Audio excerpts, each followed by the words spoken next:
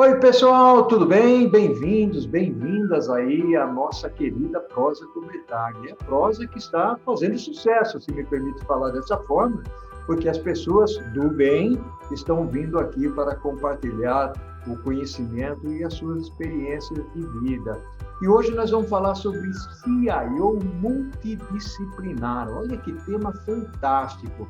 A inovação tecnológica tem transformado os requisitos técnicos para os CIOs, mas as expectativas relacionadas às outras competências profissionais também mudaram. Muita coisa mudou desde que os primeiros CIOs surgiram na década de 1980. E à medida que a tecnologia evolui, ela possibilita mais transformações nos negócios e os executivos precisam entender e liderar essa jornada. Olha só que interessante. O papel do CIO tem sido bem mais demandante, influenciado não apenas pela tecnologia, mas também pela dinâmica dos negócios, dos clientes e dos consumidores. À medida que a tecnologia é cada vez mais adotada, as responsabilidades e as competências dos CIOs também aumentam. Na minha humilde opinião, tornar-se um CIO requer uma caixa de ferramentas multidisciplinares. Conhecimentos técnicos aliados a uma visão estratégica do negócio são necessários para ser um CIO moderno. E, olha só, para refletir comigo sobre este assunto fantástico, eu terei o privilégio de prosear com o Ricardo Miranda, que atua como CIO de grandes empresas há mais de 15 anos. Oi, Ricardo, meu amigo, que orgulho, que honra tê-lo aqui participando da Prosa com Bertaglia. Fantástico. Seja bem-vindo, Ricardo. Obrigado pelo convite, antes de mais nada. Tenho certeza que teu canal aí já é um sucesso pelo modelo que você montou, muito bem feito, pelo conteúdo que você traz e depois pela paixão que você está colocando nisso daí. E eu fico verdadeiramente muito grato pelo convite. Espero não te decepcionar, que eu também faça a luz aí contribuindo de modo bem significativo com conteúdo relevante para essa prosa. Ricardo, bem-vindo, meu amigo. Não vai decepcionar de forma alguma, você tem experiência e a prosa aqui é informal, né? Informal, as pessoas aproveitam os conteúdos, tem professor que baixa o conteúdo, né, e leva o conhecimento para os alunos deles, e isso é muito interessante. Meu amigo, mas vamos prosear então sobre esse assunto Vamos fantástico lá. aí? Vamos falar um pouquinho sobre a mudança, aquela história do analógico. Você não é do tempo do analógico, é, Ricardo? Você sabe que eu peguei, quando eu era trainee, o finalzinho da época do mainframe, que a gente pode dizer que foi os primórdios da computação, né, nas empresas, né? E eu acompanhei toda essa evolução, né, do analógico até o digital, vamos dizer assim, né? Quer dizer, a gente teve depois uma migração para plataformas baixas e abertas, foi onde o mainframe acabou perdendo força, né? Muito voltado à questão de custo, né? Depois tivemos bancos de dados relacionais, linguagens de quarta geração, e um ponto, acho que muito importante nessa história toda foi, na década de 90, o aparecimento dos ERPs. Aquilo lá empoderou a TI, né? Inflou até o quanto que o ERP poderia entregar, né? Foi menos do que a promessa era inicialmente, mas foi um marco muito importante, a geração dos ERPs aí na década de 90, né? Depois veio temas de business intelligence, e acho que o outro grande salto foi o tema da web e a mobilidade, que logo em seguida veio o tema das mídias sociais, né?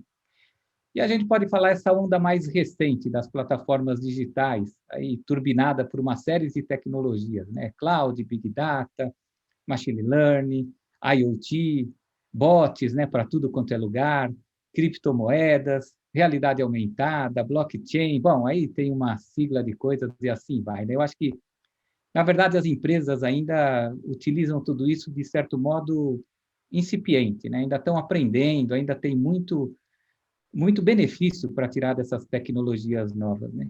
E mesmo nas tecnologias tradicionais, quando a gente fala ERP, CRM, WMS, que você conhece como ninguém, ainda tem muita coisa para se tirar desse mundo, né? É interessante que, quando a gente olha um pouco a história, quando saiu do mainframe e foi para a plataforma abaixo, uma tecnologia foi aposentando as anteriores. E agora, quando a gente fala de tecnologias digitais, ela não aposenta as anteriores, ela complementa as anteriores. Quer dizer, o ERP não vai sumir, o CRM não vai sumir, as tecnologias digitais se acoplam a essas tecnologias para dar um resultado ainda maior. Olha que bacana, Ricardo, você trouxe aí alguns elementos fantásticos nessa sua conversa e até me remete a um pensamento aqui, porque você falou um pouco do analógico, né, da época do mainframe, você é novo, é bem mais novo que eu, né? E aí vai para o mundo digital. Mas uma questão que eu tenho aqui, e aí, inclusive você falou de CRM, de ERP, eu vivi um pouco essa minha vida aí dentro dessa perspectiva, quando eu passei pela área de tecnologia, mas existe uma convivência, né, o Ricardo, uma convivência entre, ou uma coexistência, se é que eu posso chamar dessa maneira, entre o velho e o novo, porque ainda tem muita coisa do antes, né, e essas novas coisas que você está falando, você usou aí um monte de palavrinhas bonitas, né, de Big Data, de Machine Learning, mas como é que a gente coexiste o novo e o velho? Vamos falar um pouquinho sobre isso? Vamos navegar sobre esse assunto? Vamos sim. Acho que a gente tem aí um mundo um pouco ambidestro, né? A gente tem que o velho ainda não será aposentado, tem ainda muita oportunidade no velho, e o novo chegando também nessa mesma camada, né? Então, assim, um não aposenta o outro. E acho que o grande mistério, ou melhor assim, o grande benefício que a gente pode ter é quando a gente consegue integrar tudo isso, né? Não existe exatamente uma competição, existe muito pelo contrário, existe uma união dessas forças de tecnologia tradicional com tecnologias digitais que você consegue potencializar os dois lados. Um não é nada sem o outro, na verdade. Se você tem apenas as tecnologias tradicionais, como um ERP ou um CRM, você perde muito valor. E se você quiser ter só as tecnologias digitais, você não consegue sobreviver, porque tem lá o basicão de operação que as tecnologias digitais não vão abraçar esse mundo. Então, esse novo e esse velho, a gente vive um momento diferente, muito de colaboração, de união desses dois mundos, que potencializa o resultado de maneira brutal. Bacana, sensacional as suas ponderações aí. E aí, o nosso título, né, Ricardo? Nós estamos falando do CIO multidisciplinar, do CIO multidisciplinar, né? Ou seja, nós vamos explorar um pouco mais esse tema no segundo bloco nosso, mas eu gostaria já de começar a olhar um pouquinho essa evolução do CIO, porque existe uma condição, né, Ricardo, de que nós falamos muito de liderança hoje, e a gente fala de liderança dentro do aspecto do especialista e do generalista. E o CIO, ele, de certa forma, ele é um especialista, logicamente, na área de tecnologia, mas, ao mesmo tempo, ele precisa ser generalista numa série de condições. Então, além de ter os desafios, tem a questão do que ele conhece como hard skill, né, e do que ele conhece como soft skill, ou, melhor dizendo, do que ele é como soft skill, né? Vamos dar uma passadinha breve navegando por esse ponto? Vamos, a função de CIO mudou muito nos últimos anos, né? E vem mudando exponencialmente, quer dizer, cada vez mais rápido. Se antigamente tinha uma atividade mais focada em produtividade, melhoria dos processos internos, hoje, e faz tempo já, a gente já pulou o muro para fora, né? Quer dizer, a gente tem que olhar para o mercado, tem que olhar para o consumidor está cada vez mais empoderado, né? Como a gente fala, né? As informações estão cada vez mais difusas, o mundo fica mais simples por um lado, como, por exemplo, o cloud, que te traz uma simplicidade grande em alguns momentos, mas fica mais complexo por outros, como, por exemplo, o cybersecurity. Então, o CIO tem um papel, eu entendo, em qualquer organização hoje, bastante estratégico, né? Nós somos primariamente um tecnólogo, né? Que é a nossa expertise básica e tudo isso, mas não para por aí, não pode parar por aí. Para qualquer um que queira ter sucesso e uma expressão maior dentro das organizações, né? E aí eu poderia dizer assim, um rol de outras atribuições que a gente tem que ter, né? A gente tem que ser também um estrategista, né? Porque o que a gente mexe toca muito as pessoas, pode tocar muito o negócio. A gente tem que ser um bom executor, porque ninguém vive de PowerPoint e de apenas palavras, então tudo que você busca de investimentos ou vende como melhorias e novos cenários, depois você tem que efetivamente pôr isso em prática, né? Então tem que ser um bom executor também. Tem que ser um vendedor, porque tecnologia custa, né? Então você tem que saber o momento certo, os interlocutores, o rito, isso não existe uma receita de bolo. Então também tem que ser um bom vendedor, tem que ser em algum momento até um contador, né? Contador, não contador de história, contador no sentido contábil, porque você trabalha com budget, você tem que saber se vai fazer um leasing operacional, financeiro, se isso vai ativar, despesar, você tem todo um controle para fazer em cima disso. Um bom comunicador, que é alguma coisa que todo mundo já fala, né? Como é que eu traduzo toda essa parte técnica de um jeito que a outra pessoa vai entender? E comunicar em diversos níveis, né? Desde dentro do seu time, com a empresa como um todo, com o externo, com o board da empresa. Então, a questão de comunicador é muito importante também. Em alguns momentos, um psicólogo, né? Porque a TI toca muito as pessoas, ela tem o poder de mudar o rumo das pessoas em virtude das atividades que a empresa faz. Cada vez mais aquela atividade operacional, repetitiva, some, né? E entra outro tipo de atividade. Então, você mexe muito com as pessoas, né? Você cria alguns momentos de indefinição de futuro em virtude de novas tecnologias que estão entrando. Comprador também, a gente tem que ser um bom comprador, porque compras em TI, você está cheio de armadilhas e truques, né? São mercados, às vezes, muito condensados, né? Comprar TI tem um monte de particularidade, e mesmo que você não negocie direto, porque sempre tem suprimentos, outras áreas envolvidas, mas o CIO tem que munir a empresa de informações e perspectivas, olhares, para poder fazer uma boa negociação. E, como eu comentei no início de cybersecurity, hoje em dia a gente tem que ser um guarda também, né? Porque toda essa parte de dados, né, criou em virtude até de legislação, LGPD, em virtude da volumetria que circula, a gente tem que ter um olhar para a cybersecurity muito apertado, né?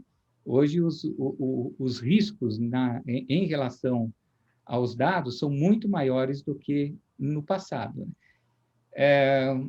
A gente acaba sendo empreendedor também, porque você tem que ter esse espírito de mudança, fazer sempre coisas novas, diferentes e melhor, olhar as oportunidades, colocar elas na mesa, vendê-las, né? E um treinador, porque você tem um time junto com você, ninguém é solitário na vida, e aí você tem que levar todo mundo na mesma direção, puxar todo mundo, né, dar os passos corretos, os treinamentos certos para todo mundo se desenvolver. Acho que eu fui bastante extenso, eu não estou dizendo nenhum CIO é um super-herói, de modo algum, mesmo com todos esses atributos, né? Acho que isso daí é inerente de qualquer posição executiva hoje em dia. Você tem a tua especialidade primária e uma série de outras que cada vez mais se tornem obrigatórias. Que legal, Ricardo. Você, nessa parte aí, você varreu alguns pontos aí que são fundamentais. Nós vamos explorar um pouquinho mais esses assuntos aí depois, mas por aqui passaram algumas pessoas que tiveram em suas vidas o papel de CIO, ou ainda estão como CIO, como é o caso do Gonçalo Exposto, da Unilever, o Décio Macedo, da ABB. O Décio falou bastante sobre transformação digital, o Gonçalo tocou mais o assunto de ERP, a grande dependência que as empresas têm no sentido de ERP, que é uma cobrança, basicamente, que existia muito no passado, ou seja, o grande foco do CIO se concentrar na arrumação da casa, né? Ou seja, aí vem o RP tem toda aquela geração de dados, o CRM, o SRM, você citou aí alguns sistemas mais especialistas, como é o caso do WMS. E eu queria exatamente, Ricardo, explorar no nosso segundo tópico um aspecto que na minha visão, ele é extremamente importante, ele é essencial dentro da organização, que é o alinhamento estratégico e a visão de negócio. Quer dizer, qual é a perspectiva da tecnologia e do papel do CIO para trazer essa contribuição para o negócio? Mas vamos fazer aqui um salto para o segundo tempo, vamos tomar uma aguinha, um café, ou mesmo um chá, porque está um bocado de frio, né? E aí nós voltamos, ô Ricardo, e nós vamos falar sobre a conexão do CIO com o mundo dos negócios, porque se antes era tecnologia, agora é tudo isso que você acabou de comentar. Vamos fazer isso? Perfeito. Vamos tomar um café. Meu amigo Ricardo, tá muito legal essa prosa aqui, muito bacana, tomando um chá, um cafezinho aqui, saindo fumacinha da xícara, né? Ou do café, né? Porque a xícara não sai fumaça, não é isso? Ricardo, meu amigo, eu queria explorar aquilo que eu falei no finalzinho do primeiro tempo, nós viramos a página aqui, fomos para o segundo tempo da nossa charla, né? Da nossa conversa aqui, e aquilo que você falou, ou seja, ele é multidisciplinar, né? Com essa condição de fazer muita coisa e ter uma visão mais ampla do negócio e, ao mesmo tempo, trazer vantagem competitiva para a organização e participar do negócio, né? Precisa participar e entender do negócio. Como é que é isso? Como é que é essa conexão e essa participação, Ricardo? A gente sabe que a tecnologia por si só não significa nada. E o papel que ela pode ter nos negócios hoje é muito maior do que poderia ter no passado, até em virtude da evolução da tecnologia, do ambiente e de toda a digitalização que o mundo vive, né? Exemplo, a aceleração que a gente teve com o tema da pandemia, né? Que até eu lembro muito da nosso grande presidente Juscelino, que falava que ia fazer 50 anos em 5 na questão do desenvolvimento econômico e social do país. A pandemia fez a gente fazer 3 anos em 3 meses, né? Então, todas as barreiras ruíram nisso daí, né? Os negócios ficaram mais digitais. Historicamente, quando a gente fala de bancos, operadoras de telecomunicações, cartão de crédito, algumas empresas já tinham o digital como o core do seu negócio. Hoje, todas as empresas estão tendo o digital como o core do seu negócio. Ou deveriam, porque se alguma empresa ainda não toma cuidado. A chance de, em algum momento, sucumbir do mercado e da história é bastante grande. E como que a gente sabe o nível de digitalização que cada empresa está, né? Eu costumo dizer que tem um jeito bem fácil, né? Desliga as luzes, a empresa continua funcionando? Quer dizer, qual é o grau de adoção e dependência que a empresa tem da tecnologia? Quanto maior é o grau de adoção e dependência que a empresa tem de tecnologia, mais avançada ela está, mais digital ela está e, por consequência, mais preparada para o mercado ela está. E os intempéries também que aparecem, né? Nem nada são flores nessa história. Então, isso daí prepara a empresa para ser mais robusta, para ter custos menores, para dar resultados mais rápidos, né? E essa conexão, em alguns momentos, vem de cima, do board para baixo, né? Quer dizer, o CIO tem que ter também uma boa presença junto ao corpo executivo da empresa, para propor mudança, para vender mudança, para angariar um ambiente que permita com que isso aconteça. Não é fácil, nem sempre é fácil. Você encontra várias barreiras, né? Desde barreiras humanas até financeiras. Por isso que o CIO tem que ter uma resiliência enorme, né? A gente tem que ser um eterno inquieto, né? A todo momento procurando como que eu acho o caminho para deixar a empresa diferente e melhor, apoiada em tecnologia, que obviamente é onde a gente tem a expertise básica para poder levar isso daí para dentro. Muito bacana isso que você falou. Aliás, quando você usou a palavrinha resiliência aí, isso me transporta um pouco para algumas situações dentro da organização, porque a organização ela tem uma série de elementos funcionais que a fazem, logicamente, manter-se viva, entregando produtos, entregando serviços para o cliente ou consumidor final. Essa é uma perspectiva. Contudo, grande parte, se não todas, têm o ERP, né? E lá dentro do ERP, você tem faturamento, você tem uma série de coisas. Para o ERP, você para a empresa. Muitas vezes, você pode parar numa linha de produção que você não para a empresa. As outras linhas de produção continuam funcionando, mas para o ERP, para a empresa. Né? Como é que você enxerga essa condição dentro da organização, o Ricardo, até pela perspectiva que você diz, da resiliência, que é uma das qualificações, vamos dizer assim, que o CIO tem, mas ele tem outras, né? E como é que você se vira nos 30, vamos dizer assim, para fazer as coisas acontecerem, e como é que você lidera as outras pessoas também? Porque ele não pode ser uma pessoa solitária dentro da organização, né? Tem outras pessoas que ali estão.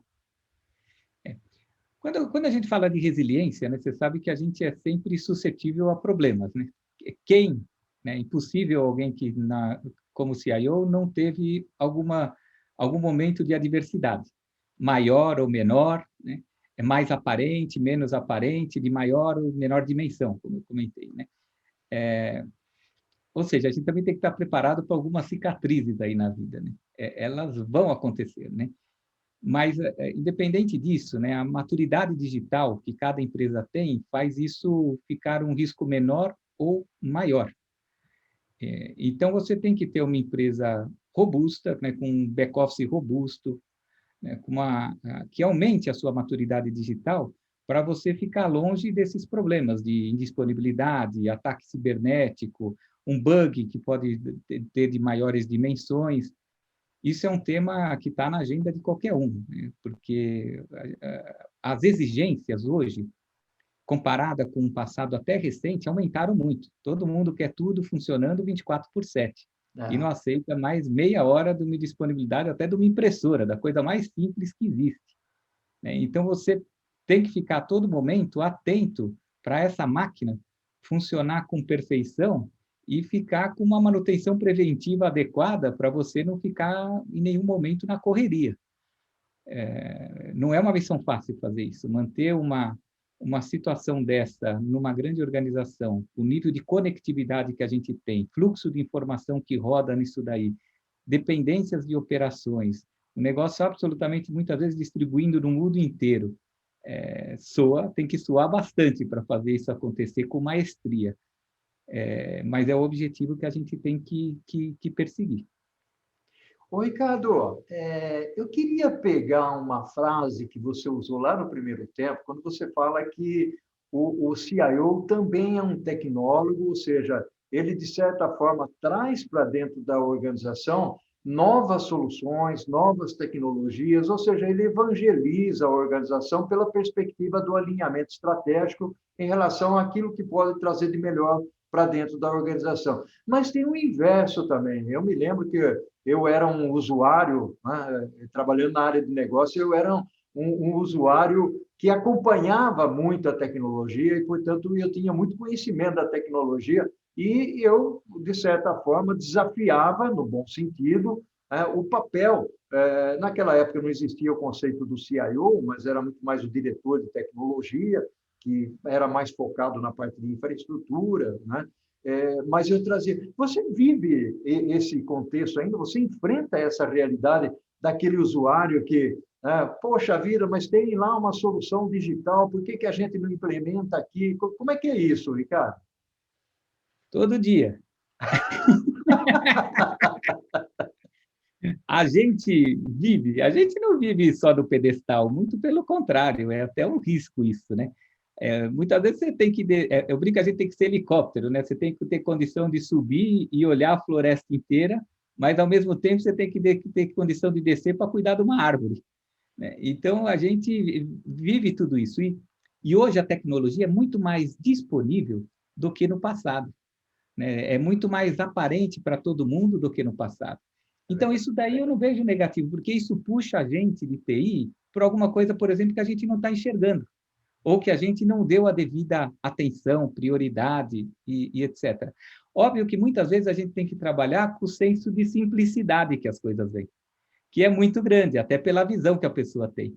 E muitas vezes você tem uma série de questões que você tem que pôr na mesa também para fazer aquilo acontecer. Por exemplo, uma questão de segurança, né? Às vezes você não pode usar alguma coisa por uma questão de segurança, coisa que o usuário mais leigo não vai conseguir ter essa visibilidade. Uhum. Mas isso é importante, que a gente não pode simplesmente dar uma negativa, que isso acontecia muito. Hoje você tem que, eu sempre também atuei assim, você tem que dar uma negativa justificada e uma opção. Óbvio, porque senão você vira um bloqueador apenas, né? A gente está lá, antes de mais nada, para ser um viabilizador, né? Viabilizador de uma empresa mais ágil, com menos atividade burocrática, com atividade operacional mais digitalizada.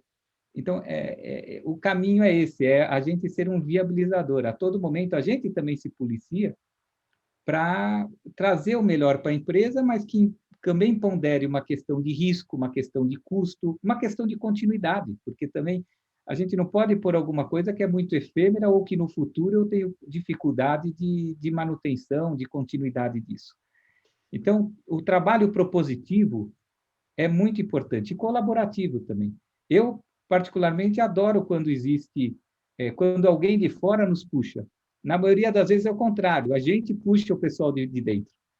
Mas se alguém nos puxa, eu adoro, porque é um jeito da gente andar para frente também. Aliás, você tocou num ponto aí que é extremamente interessante, ou seja, pela perspectiva do usuário, né, ou do cliente interno da organização, logicamente ele traz ali algumas necessidades. Você já colocou alguns pontos que se muitas vezes não o usuário, né, ou o cliente interno não enxerga, mas também tem a parte do alinhamento estratégico, né? Ou seja, o que você faz, o que você executa, o que você compra, as soluções que são cabíveis à organização, elas precisam estar alinhadas ao negócio, né? Já foi aquele tempo onde você tinha o usuário, vou usar uma expressão aqui, o usuário mandão, né? Então, você, como TI, você tinha que atender a necessidade daquele usuário. Quando trocava a posição, vinha um outro para o lugar dele, tudo aquilo perdia, né? O que você me diz disso? Excelente ponto, né? Porque a gente não trabalha para uma pessoa, a gente trabalha para a corporação como um todo e para fazer coisas consistentes e duráveis, né? E alinhadas. Muitas vezes você encontra um desalinhado, ainda é normal acontecer isso em qualquer organização, não tem como falar o contrário. Agora, eu brinco também, quando você falou essa parte do usuário mandão, tudo isso, eu falo assim, a gente tem que ser um prestador de serviço exemplar, mas a gente não tem que ser um serviçal. Uhum. São coisas diferentes, entendeu? E isso funciona, a partir do momento que você é um prestador de serviço de alto nível e é reconhecido, você passa a não ser visto mais como um serviçal e ninguém mais tenta fazer com que você seja um serviçal, porque você tem posicionamento, você tem argumento, né? Você tem estratégia, você tem coisas que já estão compartilhadas, e aí você segue, com as devidas adaptações, você segue o rumo definido, né? E é isso que traz o verdadeiro valor para a empresa, né?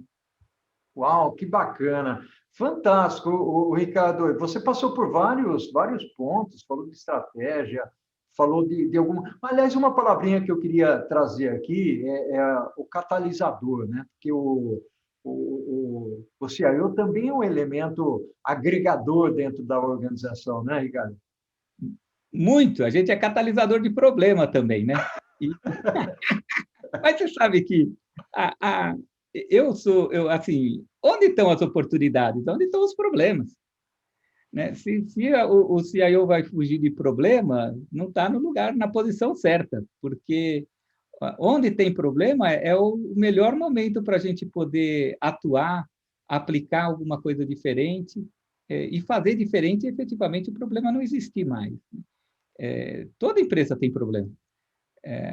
E a gente ter essa mente que o problema é nossa oportunidade, é uma das coisas que eu mais gosto de fazer. Eu adoro esse tipo de situação, né? E é muito bom ainda estar numa empresa que, quando você tem o problema, tem a oportunidade, ela te acompanha na solução. Isso vem do quanto você tem dos seus relacionamentos, do teu entendimento do rito da empresa, dos caminhos que você tem que fazer, dos seus resultados anteriores, né? Quer dizer, a conquista que você tem dentro da empresa é que te ajuda a você fazer esses movimentos dentro da organização, né? E isso é uma questão que você vai conquistando ao longo do tempo, né? Você não chega já carimbado com as pessoas, o relacionamento ajuda muito e os resultados precedentes também ajudam muito a você fazer esse tipo de mudança nas organizações. Uau, meu amigo, fantástico. Ô, Ricardo, eu vou dizer uma coisa para você. Estou olhando para o cronômetro aqui, ele está dizendo, Paulo, está na hora de encerrar. A prosa está fantástica, meu amigo. Eu vou fazer a gestão do tempo aqui, não tem muito jeito, mas eu agradeço muito, Ricardo, a sua presteza em vir aqui e contribuir com as pessoas que acompanham a prosa com Betaglia, meu amigo. Eu que agradeço. Acho que se eu posso falar aqui umas palavras finais, né? A gente tem que ser um eterno inquieto e um eterno aprendiz também, né? Como diz lá o livro do Fernando Pessoa, um desassossegado, né? Ah, E o melhor jeito da gente conhecer a empresa não é sentado numa cadeira atrás de uma mesa, é andar e não navegar, né? Na web. É andar, né? Quer dizer, sai do monitor, vai para o chão de fábrica, vai visitar cliente, vê a operação de logística, né? Isso parece uma fórmula tão simples, mas muitas vezes é muito pouco praticada, por incrível que pareça, né? E eu diria assim, para as pessoas abraçarem problemas grandes, abrace grandes causas, né? É aí que você cresce.